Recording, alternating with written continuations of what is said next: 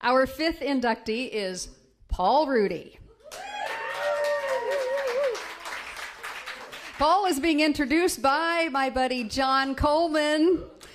Now, in case you didn't know it, John is the founder of the Weather Channel and has been a weatherman for over 60 years.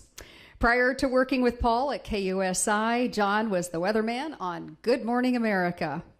And John, of course, is known in San Diego, well, for a lot of things, but remember that phrase, "It's that wonderful day between Thursday and Saturday when the boss loses control and I get giddy. It's Friday!"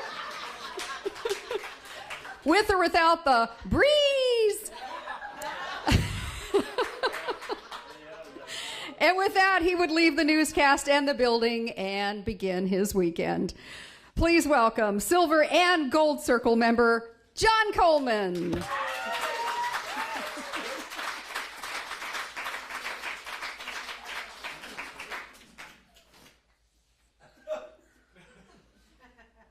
My heart is pounding. Pat Brown and leather.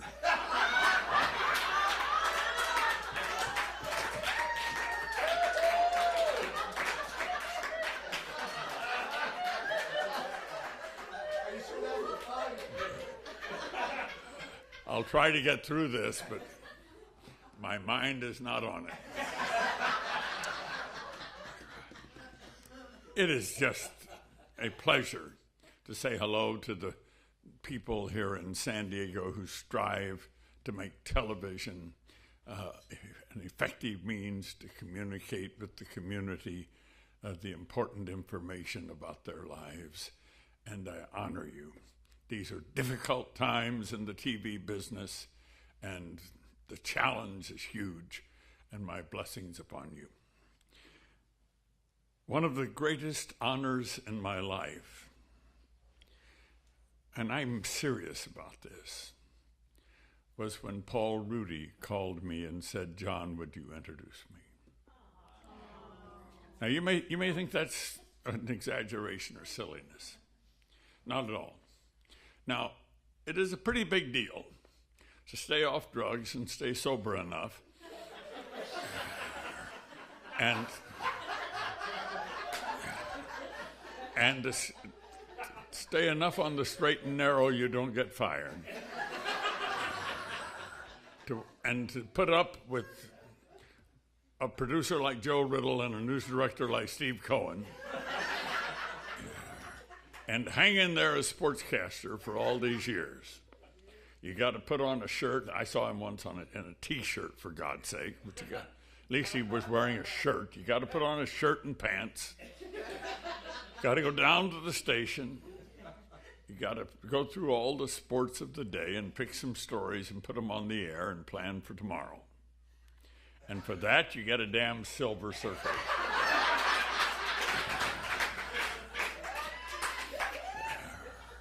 For that, I am not honored. But I am definitely honored by Paul Rudy. Honored in ways that are amazing. So 61 years I worked. I was on all three networks. I worked for network-owned stations. It was a big darn deal. But there was no deal that I ever saw like what Paul Rudy pulled off. It wasn't like Steve Cohen or one of the McKinnons came to him and said, "Do a high school football show." Paul Rudy went to them and said, "I've got an idea. Let's create a high school football show on Friday nights." And they said, "Well, okay." And Paul Rudy had this vision, and he built upon it. And before you knew it, the Prep Pigskin Report and the Red Jacket were a super big deal in San Diego. Can you imagine that at each of the 38 football games being played on a Friday night, that every player on the field is thinking, "Will I be on PPR tonight?" They have all worked hard in practice. They're all playing hard in the game. They're giving it everything they got. The coaches are concentrating because they know the camera's on them too. The band does a great show at halftime. The camera's on it. There's a mascot parading. The camera doesn't miss him. Perhaps there's the queen of homecoming and the king. They're on the camera too. And so that program gathers everything important about that school and brings it on the television. And that's one of 38. And first thing you know, the ratings soar. The viewing parties are in every pizza parlor across San Diego County. It's become a huge institution. But think about it. At your station, how would you cover 38 football games, get video highlights and all the notes on the scoring of the touchdowns and extra points and the interceptions and all of that before someone to read it on television by 10:30 that Friday night? How would you make that happen? Paul Rudy made it happen. How did he do it? He recruited students from schools across the county. He brought them in and gave them training. He made them into a team. First thing you know, he was Papa Pig, the coach of Pigskin Report.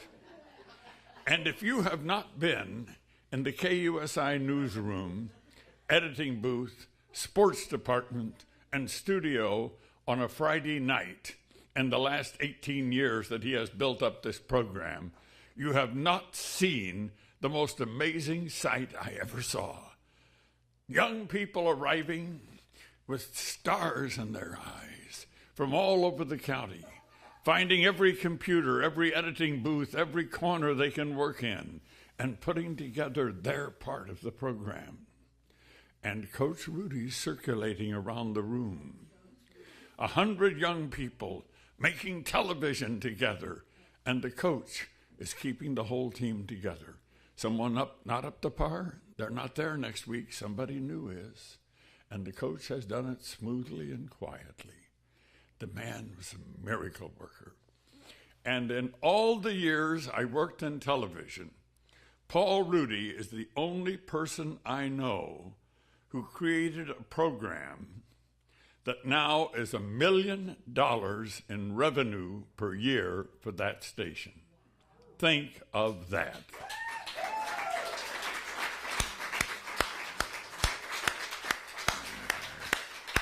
Barbara Walters didn't create that show. No, Steve Cohen did. This is true of all these shows. Paul Rudy, the guy in front of the camera, the sportscaster, created this monumental show, and he did something else too. He felt the show, in order to grab an audience, needed a sensational opening act. So for 8 years, maybe even longer, the show's been on 18 years, and for 12 of those years, I guess, every week he produced a fantastic opening production. I was in several of them. And one of them, he had me in the red jacket in my swimsuit, sitting in a hot tub with a hot babe. Yeah. Had to sit there for an hour. I loved every second. In another, he had me making a bomb for Age 007. His productions were amazing. Those productions in themselves should have made $1 million for Paul. They were spectacular, Paul. Great work. He's made a CD of them. Is the CD for sale? Will you give it to people? He'll give it to people. Yeah. I have come back to San Diego from my retirement home in Las Vegas because I wanted to introduce Paul Rudy today. It's that important to me. I had no idea I'd get the bonus of seeing Sandra Moss. Hi, Sandra.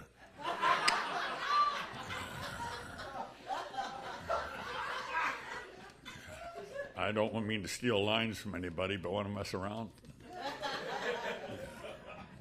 Man, oh man, this has been great being here, but it's great, great, great for one reason, because I get to introduce this man. Now think about it. This young man who was brought up in Madison, Wisconsin, son of a doctor, had a last name that was about this long and hard to pronounce. So he was going to go on television, and he had to pick a name. And he thought about it for a little while, and he thought, well, of course, from my favorite football film, the story of the young guy from Chicago, son of a steelworker, who wanted to make it in football at Notre Dame and was a walk-on at football practice.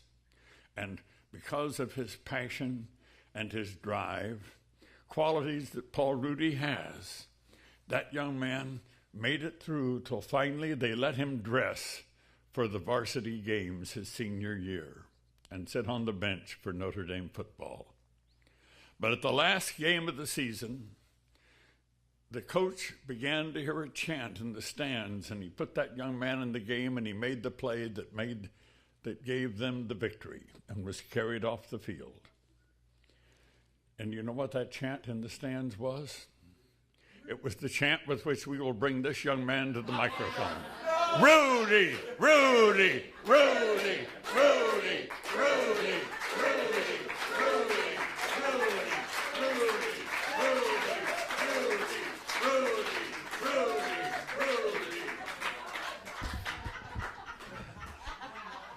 I'll get to him in a moment. What time do we have? How are we doing on time? What? No, I promise you I'll be done before kickoff. First of all, to NATAS, thank you very much for this great honor. I appreciate the fact that there was only 5 inductees, because that means only 5 induction speeches, so I promise you we'll get to kickoff. I want to thank all my fellow honorees. This plaque that you have represents a body of work that most of us hope to attain. I also want you to, every time you look at it, every time you hold it in your hands, let it serve as a constant reminder that it's time to schedule your first colonoscopy.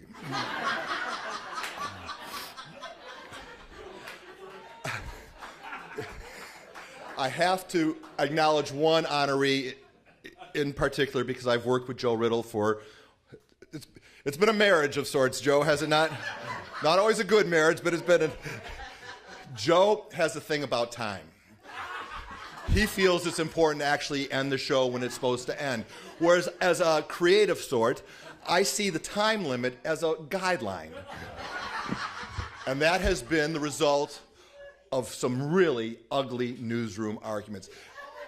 And I'll be freely admit, I'm in the wrong. But I've been taught in my Italian upbringing that whoever says the meanest thing wins. So I have said some horrific things to Joe Riddle, but let me tell you the coolest thing about Joe. He's an extraordinary producer, the best I've ever worked with too, Mr. Cohen. But Joe has this amazing capacity to forgive and forget. I carry a grudge forever. I'm still pissed the next day. Joe wipes the slate clean, and the whole attitude is, okay, how are we going to make it better today? So for that, Joe Riddle, it's been an honor to work with you. You're the best I've ever worked with. Now this guy. I sat next to John Coleman for 16 years. Easily the most talented person I've ever had the pleasure to work with. I've worked in 3 different time zones. I've bounced around the country. John is extraordinary. When I first met John, I learned a lot from John. I learned that it's possible for a human being to smoke a cigarette during a commercial break and get it done. It's like a magic trick. Suddenly there's a 3-inch ad.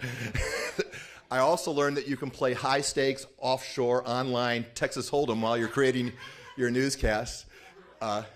John is a very good card player. But when I came to town, just look at the comparison. I'm being honored for putting together a high school football show. John created the Weather Channel.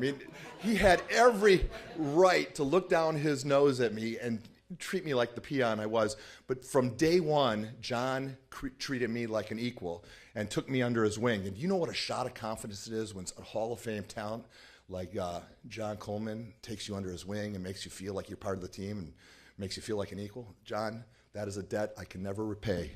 So thank you very much. But I have to say this about John's exit. He, like Shane, one day he just rode off into the sunset and we never saw him again. It was a brilliant exit. I mean, no goodbye, no farewell, no goodbye. He just left.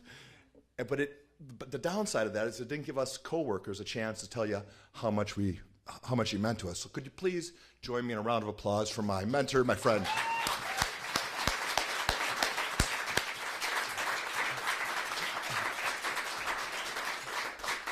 I also have to bring your attention to the lady in black over here, my other half for the better part of 18 years. When I first came to town, Terry Welsh, I didn't know anybody. I was looking for a place to live, and I saw something that said Golden Triangle. I thought, that sounds good. So I went to Terry, prior to her retirement, was a mucky muck with the Irvine Company out of Orange County, right? And her job was to oversee every residential property in San Diego, like over 3,000 units. And I stayed at, including apartment 101 at the Villas of Renaissance, right? It was a spacious one-bedroom with den, overlooking the pool. Great place. But it was right next to, they were renovating their underground parking. So every morning at 8 o'clock, well, hell, back in those days, I was just getting in around 6 o'clock. I mean, so I crafted a doctor's note, and said I was suffering from early arousal syndrome. Trying to get him to maybe knock it back to 9:30. Got no relief there, but I did get her phone number, and we've been together ever since. Terry made a mistake. In her haste to get with me, she answered this question in the affirmative. I asked her, hey, do you like high school football? And she wanted to be with me. So of course she said yes. And that proved to be a mistake, because then she was our first unpaid intern on the show. And so she would leave her high-powered, high-pressure job on a Friday night, throw on a pair of jeans, and schlep for the Prep Picks Report as a field producer.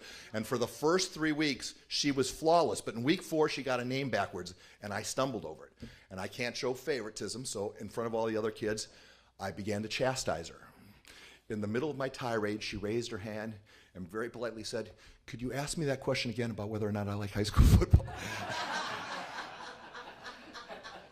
But I can say with great certainty, of all the, a lot of people have come and gone on the show, no one has had more to do with the show's success than her, because for 4 months of the year, she handles every aspect of my life. I have no idea where the money is. I can't even turn on the dishwasher or the washing machine. She handles everything, so I can say with great certainty, she has as much to do with the show's success as anyone. Please, a round of applause for I don't know, and just wrapping this up, has anyone ever seen the movie Finding Forrester? It stars Sean Connery. He plays this recluse writer in New York City, and he takes this young urban writer under his wing, helps him try to find his voice by allowing him to plagiarize one of his stories. And it kind of I like the movie because it sort of reminds me of my TV career. I've bopped around everywhere, and I've stolen from everybody. An idea here, a tweak that, and lift this, and I've grabbed a lot of great ideas from all parts of the world. And it's really interesting. You take all these ideas, you put them in a blender, and mix them up, put your own twist on them, and what comes out, strangely, is authentic sometimes. It feels original. And I think that's the Prep Picks Report. I watch the show now, and I can't even remember where I stole that from. Or it's all vaguely authentic. And while I don't claim to be the greatest producer, and I certainly am not God's gift at broadcasting, I think I've brought one thing to the table. I hire well. I think I see talent where other people don't. Rick Willis came to me. He was a waiter. And now I think he's one of the best sportscasters in town. Allie Wagner was checking out groceries at Vaughn. She was working cash register number 8. Now she owns the mornings here in San Diego. John Soderman was a hard news. I don't think John Soderman had ever been to a football game, and we got him to come on the show. Stephanie Kelly came to the show. She had a stud in her nose. She was an intern, and now she's the queen of the East County. We have a guy by the name of Jose Martinez. He's a decorated Army sniper. We have this just an eclectic group of people. Matt Gilson, Danielle Norman, Mike Milburn, all these people have come from all these different walks of life that maybe would not get into your shops, but have gotten into the Prep Pigskin Report. And individually, we're nothing special. We aren't. We're average at best. But collectively, we're the Prep Pigskin Report, and we're pretty damn tough to beat. So before I conclude, I have to say something to Sandra Moss. She's the reason why both Joe and I were up here. Sandra is already a member of the Silver Circle, right? And I think that is bona fide proof that Sandra is significantly older than I am.